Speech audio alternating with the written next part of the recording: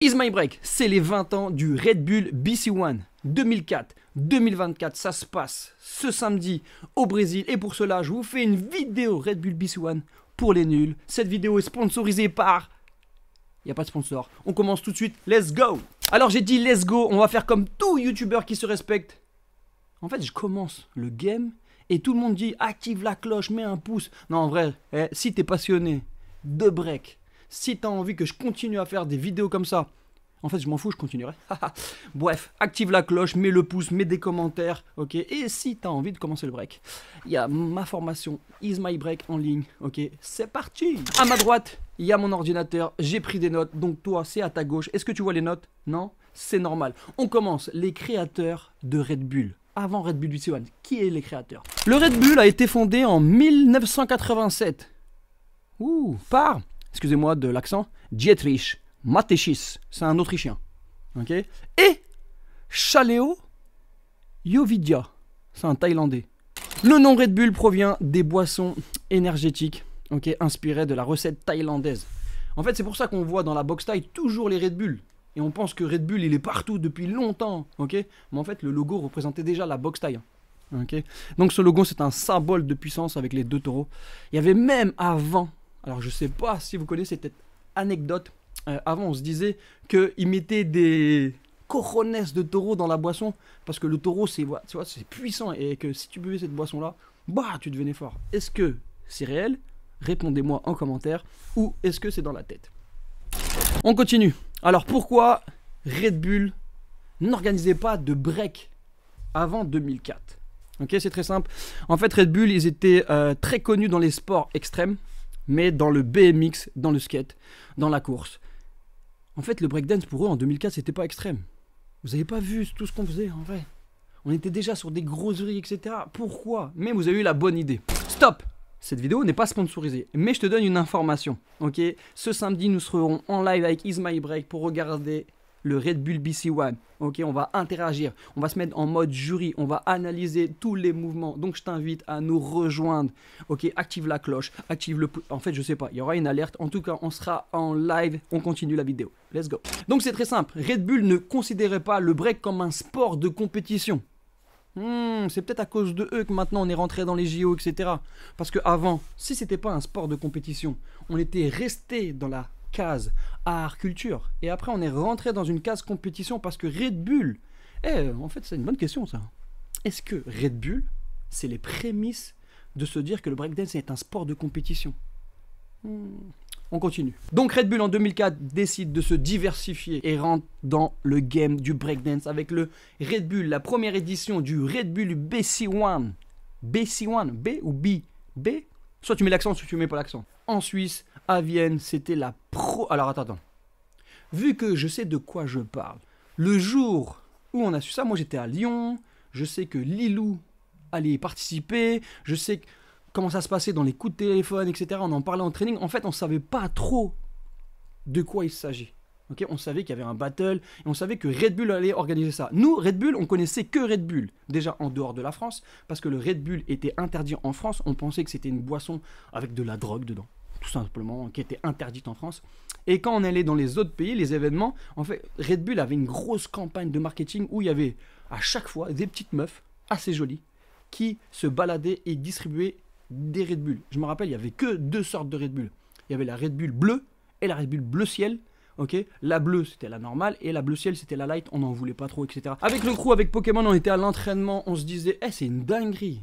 La boisson Red Bull, les petites meufs là qui nous donnent les boissons qu'on prend pour apporter en France pour nos trainings, parce qu'en pensant qu'on allait boire cette boisson, on allait devenir plus fort, organise son événement et Lilou allait participer. Cette première édition, ça a été une dinguerie. On a eu 3 Français, on a eu Lilou, on a eu Brahim, et on a eu Junior, 3 légendes. Cette première édition, la folie. En fait, le concept, c'est simple.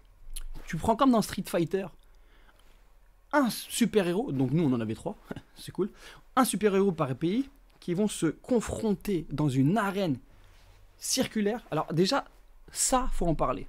On avait l'habitude de voir des battles réellement dans un cercle, parce qu'on n'avait pas de moyens, mais quand on avait des moyens, c'était des scènes face. Et là, ils ont fait, avec des moyens, une scène circulaire avec des caméras qui tournent. Bref, c'était la folie. Cette première édition, elle a été remportée par B-Boy Omar, Jif Turkey, un Américain. Il faut savoir que toutes les grosses compétitions habituelles, ok, c'était toujours des Américains. Cette première édition, un Américain. Et B-Boy Omar, ça a été pour moi une inspiration. J'ai eu la chance, moi, en tant que super guerrier, ok, de me confronter avec B-Boy Omar plein de fois, etc. Que ce soit dans des battles organisés ou dans des cyphers, etc. Un peu partout dans le monde.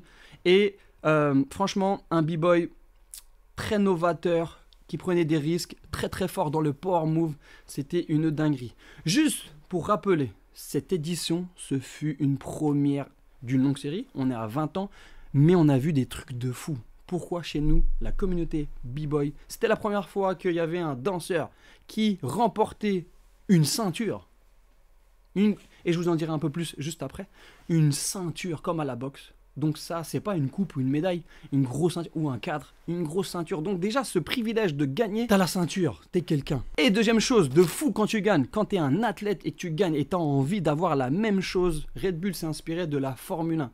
Ils ont pris les gagnants, vous savez, ils les mettent sur les podiums, 1, 2, 3, et ils arrivent avec des confettis, du champagne, etc. Ça n'existe pas ça. Après chaque année, il y a eu un Red Bull BC One. Pour nous, les danseurs, c'était une dinguerie de participer ou même juste d'aller voir le Red Bull BC One. Je vous explique. Avant le Red Bull, pour nous, c'était le Battle of the Year, les championnats du monde. Ok, mais il n'y avait pas de 1 contre 1, c'est que équipe contre équipe. Là, ils ont imposé un mode de 1 contre 1. Une personne contre une autre personne. Alors, je vous explique rapidement. Pour les personnes qui arrivent sur cette vidéo, qui ne connaissent pas ce que c'est un battle, déjà, vous n'avez pas Internet. Parce que tu tombes sur des battles partout quand tu scrolls.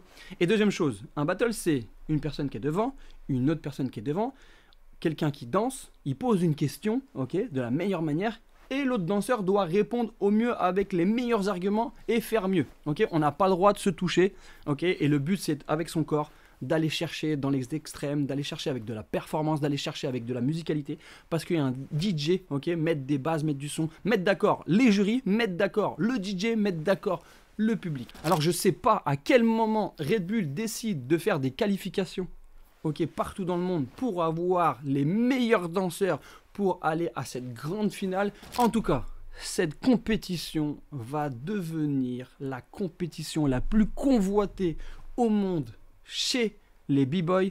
On va mettre de côté limite le Battle of the Year et tout le monde va penser Red Bull, Red Bull, Red Bull. Là, je pars dans le futur. Vous savez très bien qu'on est en 2024. Il y a eu Paris 2024, il y a eu la première fois le break au JO. Et si tu demandes, je pense, à 100 danseurs à choisir entre le Red Bull BC One et de gagner les Jeux Olympiques, je pense que 99,99%, parce qu'on ne sait jamais, ok, on ne peut pas être sûr à 100%, choisit le Red Bull BC One. C'était vraiment une dinguerie. Je ne sais pas après par la suite comment ça s'est fait pour organiser des qualifs. Je ne sais pas à quel moment ils ont organisé des qualifs pour aller chercher les meilleurs danseurs avec des Red Bull Cypher dans des pays, etc. Mais en tout cas, on a eu des danseurs de renom et le premier danseur de renom, ok, on a de la chance, il est français. Pourquoi? Parce qu'en 2005, Lilou en Allemagne remporte le Red Bull BC One et le gagne après par la suite 2009, je crois, à New York avec un maillot I'm Muslim, don't panic, avec un gros message. Alors là, je vous fais juste une aparté. Imaginez, Lilou représente la France. Ce jour-là, à New York, il veut représenter la France et son pays, l'Algérie. Aller à New York, où il y a eu un peu tout ce que vous savez, historiquement, les World Trade Center, etc. Mais avec un maillot, le message il est fort, hein, un maillot écrit I'm Muslim, don't panic, et il remporte à New York cette édition. Eh, c'est une folie. Hein. Je ne sais pas si vous avez imaginé le message fort, le break à New York. Lilou, je me balade sur Wikipédia, j'ai regardé un peu tous les winners parce que je me rappelle plus de tous les winners. Je mets un big up à Mighty Max, ok, un b-boy de Belgique, Flow Killers, qui une fois a sorti tous les noms des grands gagnants depuis la création. Ok, ça se voit que c'est un passionné. Donc moi, je triche, j'ai Wikipédia. 2004, ok, on est en Suisse, c'est Omar qui gagne. Une finale complètement américaine contre Ronnie. 2005, à Berlin, Lilou remporte contre Ongten. Ongten, b-boy légendaire qui a fait craquer la tête à tout le monde au Battle of the Year avec son freeze Ongten. Vous savez, la planche avec sa musicalité, etc. Après, par la suite, on est à Sao Paulo. Ongten contre Ronnie. C'est Ongten qui gagne contre Ronnie, un Américain. Attention, c'est la première fois qu'un danseur asiatique gagne contre un Américain. Ongten a ouvert les champs des possibles, une dinguerie. Vous allez voir que par la suite, il y en a beaucoup qui sont entraînés et qui ont dit « Ah, c'est possible d'être champion du monde ?» Parce qu'en fait, le Red Bull BC One, pour moi, et je pense pour tout le monde, c'est « T'es champion du monde en 1 contre 1 ». Ok, donc par la suite, on est en 2007, Ronnie contre Oxrite. C'est Ronnie qui gagne, une finale américaine. On est en France en 2008, avec Win qui gagne contre Taisuke. Ok, c'est pas un Parisien qui gagne. 2009, Lilou, on en a parlé tout à l'heure, avec son maillot I'm Muslim Don't Panic, qui gagne contre Cloud. Skill méthode. C'est franchement le 2009 très dur. Et en plus, c'était la première fois qu'il y a les caméras en 360 qui se figent. Et tu vois le danseur dans les airs qui tourne. Oh là là, dinguerie. 2010, Tokyo, Negin gagne contre Just Do It, l'Hollandais. 2011, Rockstrite contre Lige. Rockstrite, mais il a fait toutes les éditions. Rockstrite, il est pas vivant, Rockstrite. C'est un zombie, Rockstrite. Okay. 2011 à Moscou contre Lige. Lige en finale. C'est la première fois qu'un phaser va aussi loin. Historiquement, comprenez. Quoi, un phaser, un réel phaser. Parce que Omar, qui a gagné la première édition, qui est un phaser, il faisait aussi du footwork et du tricks. Ok. 2012, Mounir contre Differ. Mounir, qui aurait cru? Franchement, Mounir, vagabond, est arrivé avec un mental de guerrier, avec des bases très précises. Et Differ, encore un coréen. Ok. Differ, c'était pas une dinguerie, mais Mounir, il était prêt. De toute façon, les personnes qui connaissent Mounir, le focus, le mindset, tu peux pas tester. Ok, par la suite, 2013, Ongten contre Mounir. Mounir, deuxième année, retourne. Je vous le dis. Et encore, la Corée contre la France. Les Français, ils étaient chauds, hein. Ok. Ils étaient. Pourquoi ils étaient? Ah, je relève une petite question importante. Hein. On n'est plus énervé là. Ok, va falloir reboire du Red Bull. Par la suite, 2014, Meno contre Taisuke. Meno remporte. Et c'est la première fois que Meno remporte. Meno remporte. Félicitations. Félicitations, Meno remporte. Le Red Bull BC One décide d'organiser pour sa deuxième fois une grosse finale en France, à Paris. Et chaque année, ils prennent un artiste de renom, un MC, un speaker, un présentateur, la personne au micro, okay, qui va présenter l'événement. Et nous, on a Joey Star. Imagine, tu montes sur scène et c'est Joey Star. Alors, en fait, historiquement, pour un Français, monter sur scène et c'est Joey Star qui dit ton nom en criant, parce que quand il parle, il crie. Ou quand il crie, il parle. En fait, je sais pas. C'est historique pour nous. Et il n'y a pas que ça. En fait, il y a eu une scène avec B-Boy Lilou. Vous savez très bien qu'un battle, en fait, on n'a pas le droit de se toucher. Mais il y a des danseurs qui ont du charisme. Il y a des danseurs qui peuvent... Des fois, ils se confrontent. On a l'impression qu'ils vont... Il n'y a jamais de bagarre. Ok. Ou 0,1, 0,1%. Vous savez que c'est très rare. Ok, c'est comme dans le foot. C'est très bien, il n'y a pas beaucoup de bagarres, mais il y en a un peu quand même. Ok. Ben là, on a eu une scène où à un moment, je crois que Lilou il s'est fait un petit peu disqualifier.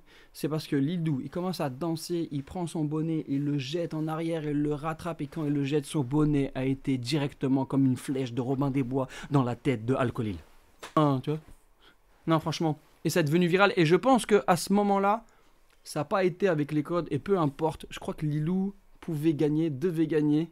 Ou je ne me rappelle plus parce que en fait le battle était engagé et Lilou perd contre Alcolil sur cette finale de 2014. En 2015, on est à Rome, Victor contre Bruce Almighty. Ouh, tout change. Ok, de 2014 à 2015, il y a un changement. Pourquoi? Parce qu'on voit des danseurs comme Victor, un Américain qui aujourd'hui a marqué son temps. Et en plus, ce qu'il faut se dire, c'est qu'avant 2014, les événements, il y en a peu, mais il y a moins de sponsors, il y a moins de budget, etc. Ok? Parce que tu gagnes une grosse ceinture, tu gagnes... Quoi, maintenant, je crois que tu gagnes 10 000 euros. C'est pas ouf, hein? Tu gagnes les championnats du monde, tu gagnes 10 000 euros. Red Bull, s'il vous plaît. On va revoir un peu, on va faire une petite réunion, on va voir ce que gagne un grand gagnant sur le Red Bull, s'il vous plaît. Ok? Mais il y a un changement. Et je crois qu'à un moment, Victor, il a gagné tellement de battles qu'en une année, je crois qu'il s'est fait plus de 100 000 euros. Donc... bravo à toi, les entraînements payent. 2016, à Nagoya, IC contre Ongten. Ongten toujours là. Okay. 2017, Amsterdam. La finale, Wings contre Meno. Meno gagne pour la 2e fois. Donc, Lilou a gagné 2 fois. Meno a gagné 2 fois. On retourne en 2018 en Suisse à Zurich. Lilzou contre Luigi. Lilzou gagne. Même là, en fait, le break, il y a un message interplanétaire. Tout est possible. Ok. Lilzou, un Marocain. Okay, ça ne veut pas dire par rapport au niveau, mais en fait, il faut comprendre que dans certains pays, c'est dur de voyager, c'est dur de se créer des opportunités pour se faire connaître et aller quelque part, etc. Je sais que Lilzou, qui est marocain, ne vit plus au Maroc parce que c'est très compliqué de vivre de sa passion au Maroc, et dans certains pays, c'est comme ça, etc. Et là, il devient le gagnant du Red Bull BC One, franchement, en 2018, okay, contre un Américain. Luigi, imagine, le Maroc contre l'Amérique. Et c'est un Marocain qui gagne. Avant, ça n'existait pas. Les Américains, ils gagnaient. Il y avait Amérique, il y avait les pays asiatiques, il y avait l'Allemagne. Et en fait, tout change. Il y a une grosse évolution. Donc, par la suite, on retourne à Mumbai. C'est Meno qui gagne. 1 an après. Donc, sur 2 ans, il gagne contre Kilakoya. Je crois que c'est un moment où il fait son Lotus, Kilakoya, qui a marqué un peu, qui a été viral, un peu avec sa pose Bouddha. Je crois que cette édition-là, il y a eu le plus d'audimat. Il y a eu trop de spectateurs en live, etc. Je crois 20 000. Donc c'était beaucoup. En 2020, Shigekix gagne contre Alcolil. Alcolil toujours là. 2021, juste après le Covid. C'est pour ça qu'il y a une petite... Non, il n'y a même pas de pause. Ils n'ont pas fait de pause. Il n'y avait pas de Covid pour... Je crois qu'il n'y avait personne dans le... Est-ce qu'il y avait personne? Ouais, je crois que c'était à huis clos. Ouais, à huis clos. Donc on a fait un huis clos. Ou 2021 à Varsovie, ouais si je me rappelle, il y avait un hangar avec un hélicoptère ou je sais pas quoi, etc. Si. Et c'est Amir qui gagne, Amir, Kazakhstan, qui nous vient de je sais pas d'où, il sort de... Oh. 2022, Victor revient, 2e victoire. Ok, et 2023, Ongten regagne, ce qui fait que Ongten a gagné 3 fois, Meno a gagné 3 fois, Lilou a gagné 2 fois.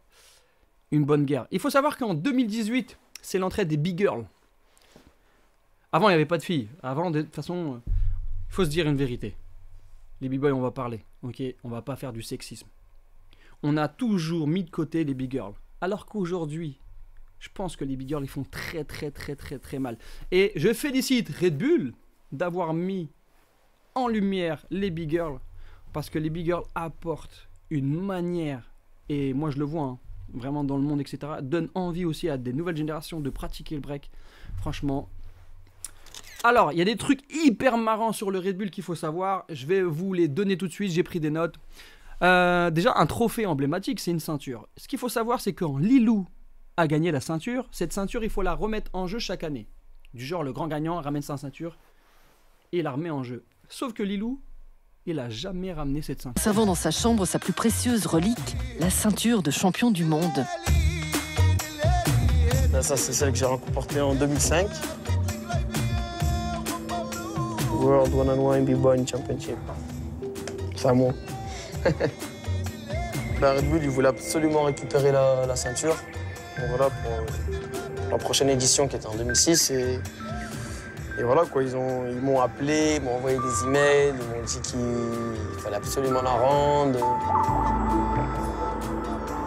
Je leur ai dit que la ceinture n'était pas à la maison. Et Red Bull n'ont pas lâché l'affaire. Ils voulaient récupérer cette ceinture. Sauf que Lilou a dit... Allez en Algérie, donne-moi l'adresse en Algérie. Il n'y a pas d'adresse dans les montagnes, va chercher. Ce qui fait que Red Bull ont changé leur mode de fonctionnement. Ils ont créé une ceinture chaque année pour le grand gagnant. Merci Lilou. Tous les gagnants là, allez remercier Lilou. Si vous avez une ceinture, c'est grâce à Lilou. L'équipe Red Bull décide d'organiser et de créer une Dream Team All-Star des meilleurs danseurs de Red Bull, les grands gagnants, okay, qui s'appelle le Red Bull BC One All-Star. Ce qui fait que c'est la première fois dans le monde que quelqu'un crée une équipe, sponsorise une équipe et paye des athlètes, paye des danseurs. Faire des compétitions, c'était un moyen de revenu quand tu gagnais. Et là, il y a Red Bull qui crée une équipe, qui les envoie un peu partout, qui sont payés, qui peuvent prendre des billets d'avion, etc. Tout gratuit, les hôtels.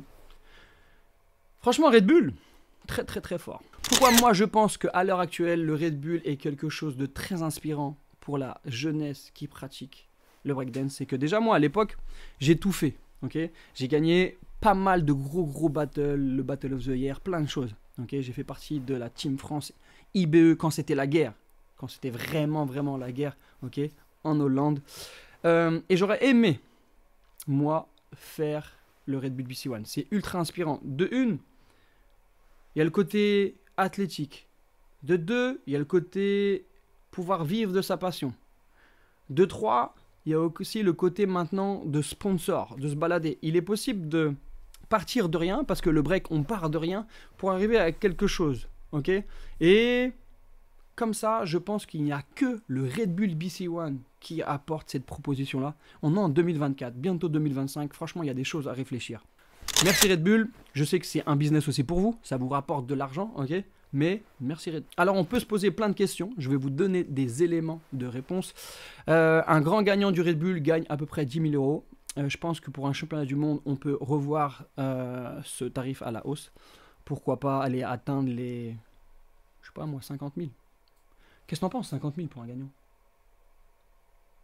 C'est bien. C'est déjà mieux. Tu donnerais combien, toi? Bah, en vrai, après, je pense que ça dépend aussi de l'audience et tout, plein de trucs. Red Bull, c'est Red Bull. Ils sont bien. Non, mais genre, je pars par rapport à d'autres sports, tu vois. Genre, quand je compare, par exemple, au foot, ça fait forcément moins d'audience parce que t'as moins de gens qui regardent le break. Mais ouais, je sais pas, quand tu regardes d'un Golden Arena, ils avaient réussi à dégoter 30 000. Il y a 30 000 Golden Arena, non? Non, 10. Je t'emballe. Je t'en parle. Bon, bref. Mais ouais, 50, ouais, je pense. Ouais, 50, c'est bien. Donc, revoir à ça. Il gagne une ceinture de boxe comme le Red Bull le font. C'est une ceinture qui vaut à peu près 2-3 000 euros à faire. Ok, je vous donne des informations. Organiser un Red Bull BC One, c'est plus d'1 million d'euros. Donc là, tu peux se dire, tu vois ce que je veux dire maintenant? Donner 50 000 quand tu as dépensé 1 million d'euros, est-ce que tu es rentable? Est-ce que le Red Bull BC One est rentable? Bon, bref, si vous avez des éléments de réponse, n'hésitez pas en commentaire. Parce que je pense pas que Red Bull soit rentable quand il organise un événement qui coûte 1 million d'euros, qui paye tout le monde, etc.